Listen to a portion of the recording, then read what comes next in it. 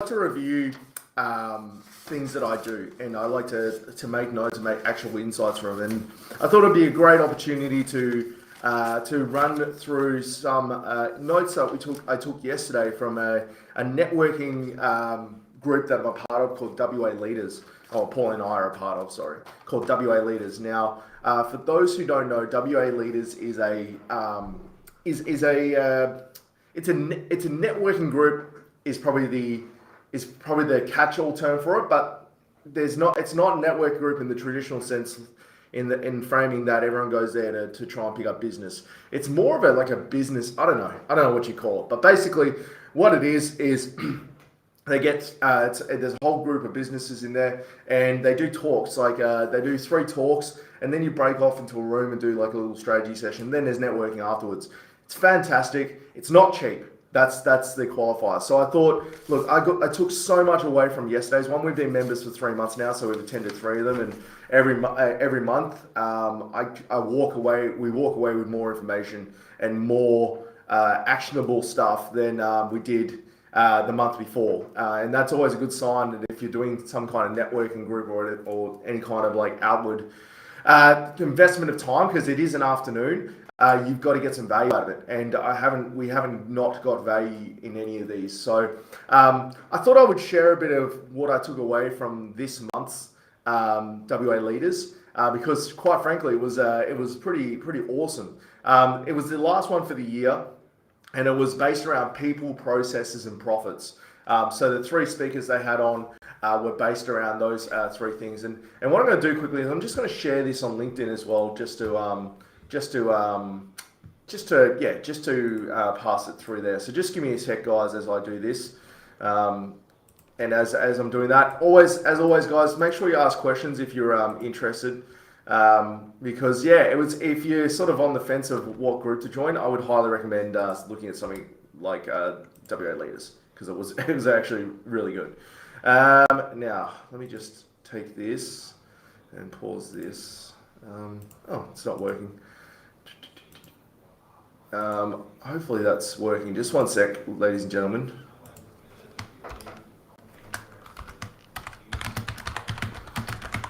Just one sec, ladies and gentlemen. I should have done this beforehand.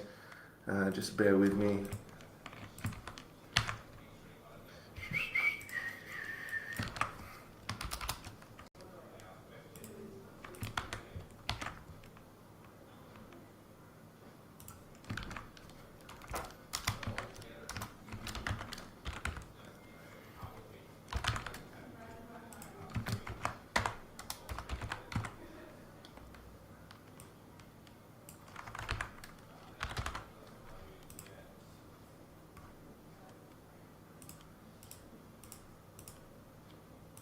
All right. Sorry about that, guys. Okay, so as I was getting, WA Leaders, this one was about people, processes, and profits. And I took a heap away from it. So I walked in, and it's interesting because every time you walk in, Paul and I try and sit in different tables. So there's no table placements. We just try and meet new people as we're going around. So we sat at a table, had a quick chat. Then they started with proceedings, and we had Brainbox come on. So basically, they're 3 30-minute presentations on different topics. Now, the thing that I've noticed, and the thing I was very conscious of at the very start, is like, are these just going to be like 3 pitches every month? But there hasn't been a pitch yet. It's all been actionable insights and actionable information, because the quality of the business there is really high. So Brainbox jumped on and spoke about people. And it was really, really interesting because, so I'm going to start to talk about some of the takeaways I got from this and some of the key takeaways. And it was really interesting yesterday because they did like a survey. So normally it's all done with buzzers. So like you'll click in and they'll survey the people in real time on like thoughts of business environment and stuff. But in this particular situation, they asked everyone to do like a pre-survey beforehand, and it was questions like, from memory, it was questions like, where do you see wages going next year, increasing by 5 up to 10%, or more than 10%, staying the same, or decreasing? Everyone said obviously they were increasing, and they asked what was the single biggest pressure point on your business next year, and I think 90% of people said staffing. And one of the things that really got me, he was speaking about how the current economic climate with people, and it's really difficult at the moment to find people, and it's a bit of an askers market. So, talking about strategies in regards to, when you're hiring, and how to retain people, because that's one of the key numbers that he threw out there was like over 18% of the people in your business right now are actively considering a shift. And it's got to do with this great resignation and the people realizing they can work from home. So it's really important more than ever to have cultural alignment in your business. And I took a lot from that because it's something that we really work towards building here. But one of the key takeaways I got from this, and I took some notes, so just bear with me, is a lot of businesses say that staff is the single biggest investment and issue in their business, but then don't track key metrics in regards to staff. So we all track P&Ls and our gross profit margins and our key metrics like that, but a lot of businesses don't track people metrics. And he gave me I took a screenshot of what he had on there, and it was pretty interesting, right? So he was saying, so the 8 key metrics he said that we should all be tracking are we paying at market rate, turnover of staff, time to hire, the time it takes to hire, the rejected offer rate, key people defined, key people gained, understanding what's in it for them, and future workplace plans. They were the 8 that he suggested. But I suppose the key takeaway from that is that I go to different events and everyone talks about how staffing is a big issue, but none of us track the key metrics that determine whether that's what we're doing is helping us get staff or not helping us get staff. So I thought that was really, really quite interesting. And I got a lot from that because I was like, wait a minute, we track all of our numbers here and we're pretty, as scientific as we can be with it. But we don't have any metrics that determine whether we're doing a good job from a people standpoint. And it's our single biggest investment in this business being a service-based business. And I was like, all right. So the other thing they made us do was set some goals for next year that they're going to hold us accountable to. And so I set one of my goals to be adding 10 KPIs to metrics as per presentation. And the other thing I sort of gained from that is like one of the biggest strengths that I feel like Pauline and I have is that we're quite close to our team and they really understand what we're trying to achieve in our vision. A lot of that's thanks to Dave Clare, who helped us clarify the vision. But I'm going to actually develop a talking plan and actually develop a more concerted effort to spend more one-on-one time with the team and listen to them and listen to what they like and what they're not liking about what we're doing. Because they have a say as much as anyone else, and we have an amazing team and I don't want to lose any. So I think that's one of the goals I set for myself. Another thing that he mentioned is that you need to define for your team what is for your individual staff what is considered a personal best. Because a lot of times it's not fair on them if they don't know where the goalpost is set. So we need to set KPIs or PBs for the team to go, okay, well, look, you build websites. This is what we consider high performance. And set some actual tangible things that people can benchmark themselves against, and they can bench themselves up relative to the rest of the market against. So that's what we're going to set some team PBs as well. I had that here, and then we're also going to sit down with the whole team and talk about basically have one-on-one interviews about retention and just seeing what they like and don't like about the agency and what we do, and see from the ground up whether we can improve some of that stuff. Because he basically said that the staffing is a big tidal wave that's coming, and there's going to be a lot of businesses. He said, imagine if 18% of your team right now went to somewhere else. He said in the last 6 months, 40% have been thinking about it, and 18% are actively considering it. And then he said, like, what would you do if 18% of your team just packed up and left?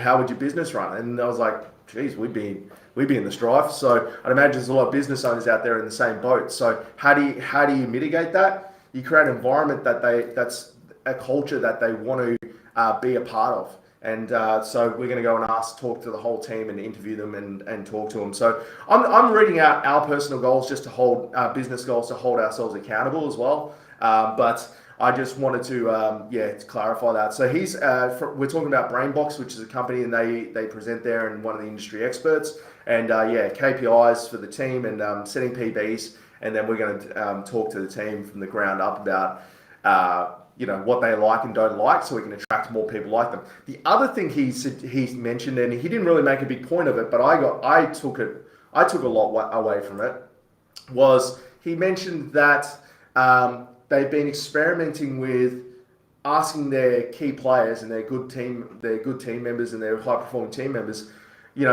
can you help us find people like yourself? And they've had a really, and they're recruiters obviously, but they've had a really good response rate from asking their team to help them find people like themselves and getting referrals, and then they do the rest. But that's worked really well for them. So maybe if you're struggling to find staff, go and sit down with the team, work out why, you don't want that 18%, you really want to find that 18%. This is what I took away. You really want to find that 18% within the business and try and reduce that number. And then once you work out who those people are, you can start to ask them if they know anyone else, because if they're actively looking in the market, they've probably seen and met other people in these businesses, and there could be good opportunities to take some people away from other businesses potentially. And he also mentioned that Seek is a bit of a Hail Mary throw. It's the recruiters' day in the sun right now, and the recruiters are really aggressive right now. So you've got to be on top of your retention, and that's why it needs to be treated as a key metric. So I was like really awesome to hear all that stuff. Then we had Zorn Barner from Leap Consulting come on, and he was talking about processes.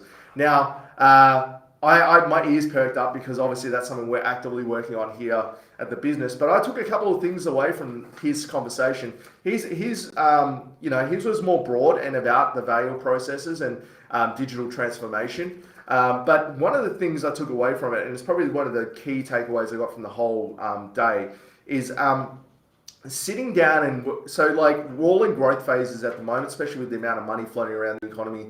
We've all been growing fast. You need to sit down and look at your business from a process component level and look at the bits that will scale and look at the bits that won't. We're on a pretty high growth phase at the moment. I mean, the team's grown by we were 3 this time last year, we're I think 4, we're at 9 now. And we've doubled our revenue, so 100% growth sort of thing, trajectory.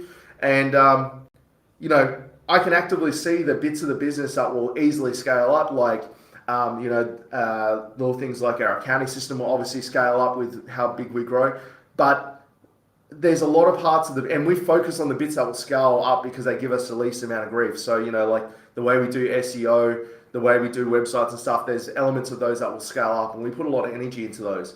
But really, we should be focusing our energy on the stuff that isn't going to scale, like our processes. And the biggest thing I got from it was the biggest bit in this business that won't scale with the rest of it is me and the sales side of this business. So I made a heap of notes on things I need to do from a sales perspective to help scale up. But he suggested sitting down and looking at each part of the business and just identifying the areas that are not going to scale up, because they're the ones that are going to be they're the ones that are going to give you the grief when you go to scale. And then when you're scaling, you won't have time to address them. So getting in front of those things that won't scale and trying to get them to scale up, and at least identifying where the issues are going to be as you scale so you can tackle them head on is a game changer for me, because we've been scaling fast and we have days where it's like spot fires are popping up everywhere, but if you actually peel them back, they're coming from areas that were never designed to scale from the start. So one of the things I put in my list of goals is implementing and automating parts of the sales process, and creating instructions for finding potential businesses. So at the moment, I do all that just hydraulically because it's how I've always done it. But there is elements, like little things, like I have pretty much set emails that I send in regards to like proposals and things like that. At the moment, I just find an old email and copy paste it, but I should be sending them as a canned response and then changing the details in it. Might save like 10 minutes here and there, but if we're getting a lot of proposals coming through, that adds up to hours. Little things like, our follow-up process, it's all by hand. I just set a date and I go through and find people. automating that stuff, making our quoting process a little bit more streamlined. That's all stuff that's not going to scale as we grow bigger and we get more volume. So I really need to be on top of that. And it was really good to get a kick up the arse, so to speak, and go like, don't worry about the things that can scale. Worry about the things that don't scale and try and make them so they can scale, because they're the ones that are going to give you grief as you grow. And it's so true. The other thing you mentioned was exploring RPAs. So I'd never heard the term before. Like I said, I've been in the tech space a long time, but I'd never heard that before. And it stands for robotic process automation. So it ties back to what Brainbox was saying in regards to like staff being it's going to be a key issue in 2022. Maybe there's parts of what you do that can be automated by robotic process.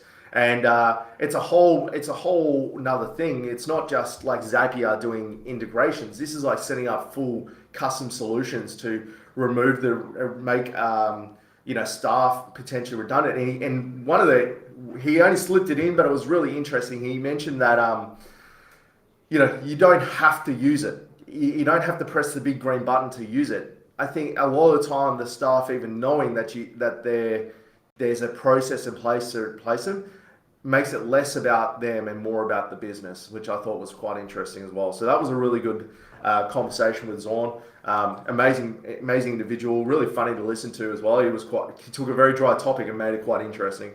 So for platforms, so it was people, platforms, and profits. So for platforms, we'll implement and automate parts of the sales process, create instructions for finding potential businesses. That's the first thing I'm holding ourselves accountable to. Looking at parts of the business that will scale with growth, plan for the non-scalable parts. That's going to be a huge part of the next 6 months for us. And set staff personal best KPIs and document client touch points. So it was more from a sales process. I was starting to document down. Like I said, I took a heap of notes and I'm just going to go through and disambiguate them. So that's another part of that. And then we had Danny Olson come on, who's from DPO. I have to find that. DPO, I'm pretty sure it is, but I'll double check that.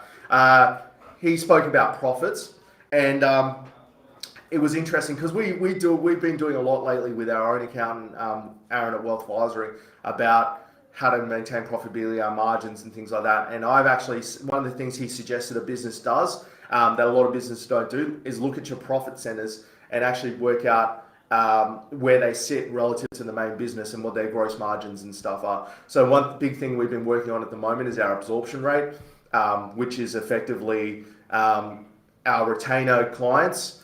We want them to cover 100% of the cost of the business. And then so our websites and our one-off projects are just net profit.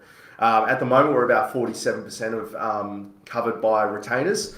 We want to get that number higher. But he mentioned if you don't look at your individual profit centers individually, then you can never work out individual plans of attack for each one of those. And what you find is that there's a lot of other profit centers that are covering the costs of others. So I found that really interesting. He mentioned about customer segmentation too. So every business should really sit down and look at their customers and see which ones are the most valuable and the least valuable, and that way you can determine what made them valuable and then work from there. Also, that prompted me to think about our value adds and how we actually approach the client. So it tied back to sales. So that was really good. But he brought up this saying, and I never heard it before, but it was really good. He said most businesses that fail growing broke. So what he meant by that is that most businesses fail when they attempt to grow, and they end up growing themselves out of business because their systems and processes and platforms and people aren't equipped to maintain that growth. So you see very few businesses that go broke being stagnant. It's only when businesses try and grow that they end up going broke, because you effectively are swinging for the fences. As we've grown from 3 to 10, we've had to swing hard for the fences. And, it's the highest risk for our business at that point because our overheads are so much higher. So he mentioned you don't want to be growing broke. You want to have all the rest of the stuff in place so that you're growing sustainably. He's a big believer in growth. This is Danny Olson's a big believer in growth, but it's all about doing it sustainably. And I learned that lesson once. We grew to 6 at one point, and I had to wheel back to 3 because we weren't growing sustainably. So you don't need to grow the fastest. You just need to grow sustainably. And that's why it was so amazing, is because all 3 of them tied back together as one big. They all tie into one big conglomerate, which was really good. So the key takeaway. So those are the key takeaways, and our goals are to segment our customers, see which ones are the most profitable. I've been meaning to do that for a while. I just haven't had a chance to do it, but it's just kick up the arse because we've got to achieve all these actions by June 2022. So got a bit of time there. Building out our sequence for reactivation. So it's, as I keep preaching here, it's a lot cheaper to reactivate existing clients as opposed to just react. So it's a lot cheaper to reactivate existing clients as opposed to just acquiring new ones. We've been pretty slack on reactivation just because we have such a high referral flow, but we're a full service agency. We can go back to a lot of our clients and go, well, look, you guys should really be doing your social media because it sucks. So we're going to work on that and that process. So the other one, and this ties all 3 together, but I think it's a really important goal, is to set incentives for each profit center to document a new process each week. So one of the biggest problems we have is we haven't got time to put our processes on paper, which has limited our ability to scale. So I'm going to go back to the team and go, guys, I'm going to basically put our money where our mouth is. I'm going to give each profit center $1,000 if they can make a process a week. Each person can make a process a week within that department up until June 2021. That's worth that to us to get those. So that's something else we're going to implement. Then from there, because we're part of the Future Leaders program, which is like sub 3 million businesses basically, all the 15 businesses that are a part of that went and sat down in a room, and we spoke about vulnerabilities, and that was really, really good. It was really good to see that other business owners are struggling. It was a little bit of a therapy session, for lack of a better term, but a business one. It was really good. Normally we're talking about the nuts and bolts of doing a business. It was nice and refreshing to just talk about just vulnerabilities. And like I was saying with us, one of the vulnerabilities we struggle with is I built this business from the start to be a place that I wanted to work, and that's come at a sacrifice of profit. I hear of other agencies and the margins they make, and we don't make those margins, and it's because we've put culture and a good work environment and good work first, and everything else second. And it's hard to see week in, week out money going out and constantly asking myself if we're making the right decision. I think long term we are, but it was just reassuring. The group there was saying it takes a lot of courage to do this, and it's true. And Ak at Beckham Business, who takes these group, the Beckham Business team are amazing individuals, by the way. If you want some business coaching and advice, go and talk to them, because if I was ever going to do it, that's who I'd see. But Ak, who runs the little group, sort of said, it's only good the next day. And he said there's so many business owners that sell or give up, and they really just need to last another day. It's always just that one day ahead of you. And then one day you wake up and it's all sorted. So I was like, that I'm just going to keep playing that game, because I think long term, we're trying to build a long-term sustainable business here, not just a fly-by-night. And the only way we can do that is if we build a good work environment and a place that I want to be a part of. I don't want to get 2 years from now and be like, I don't want to work here anymore because it's not a good environment. So, we're just going to continue down this path, make a lot of personal sacrifices to make that happen, because that's what I mentioned in the group is we make a lot of personal sacrifices to create this environment and this quality of work. We're not paying ourselves anywhere near as much as we should be for the amount of work we do, which I think is every business owner, obviously. But I think it was really, really good, and there's some smart people in that group. And I suppose the key takeaway I got from that circle was that we're all in the same boat.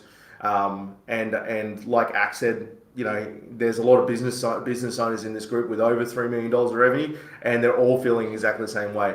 And there was a cohort in that group that was graduating, so congratulations to them. That was really good to see.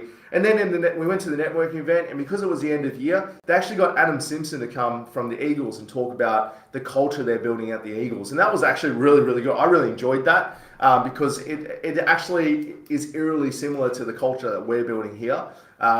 And he's just a top bloke, and he's had a very illustrious career. So that was really good to hear from Adam Simpson. And he actually came from the draft to this and then back to the draft. That's how much he was committed to it. So, you know, thanks to Adam Simpson, not that he's going to be watching this, but thank you to him for taking the time to talk to us all. It was really good. And I think, and then just a couple of networking drinks, met some really nice people. And then Paul and I went home. But yeah, I got a huge amount out of this, and I've got a big list of things I need to implement now. And that's what I'm finding really good with this WA Leaders, is that I'm walking away with actionable stuff every month. And a lot of this stuff I had in the back of my mind that I needed to do, but what it did, like Pauline said to me on the way home, this is one of the most valuable things about it. It gives us an afternoon to think about working on our business and not in it. So we at least have some time to actually concerted effort just to think about working on our business, which is, you know, how much value do you put on that, right? So that was the recap of this month's WA Leaders event. Thanks to the guys who got up and spoke today. I got a lot out of it, and I'm sure everyone else did. And once again to the WA Leaders team for organising a fantastic event. Pan Pacific as well. Beautiful venue there. Like if I ever had a kind of event at that scale, that's exactly where I'd be doing it. It's just a perfect venue for that kind of thing. Really, really good. So thanks once again, guys. And if you like this, let me know. I'll do next month's recap as well, because like I said, it's a pretty expensive networking group to be a part of. But it's good to know, it'd be good to just give people a bit of free advice. You know, if I'm going to pay for it, you guys might as well get some stuff out of it as well, right? So those are the takeaways I got from it. And I'll keep you updated on how we go getting them all implemented. All right, thanks once again, guys, and have a great day. Cheers.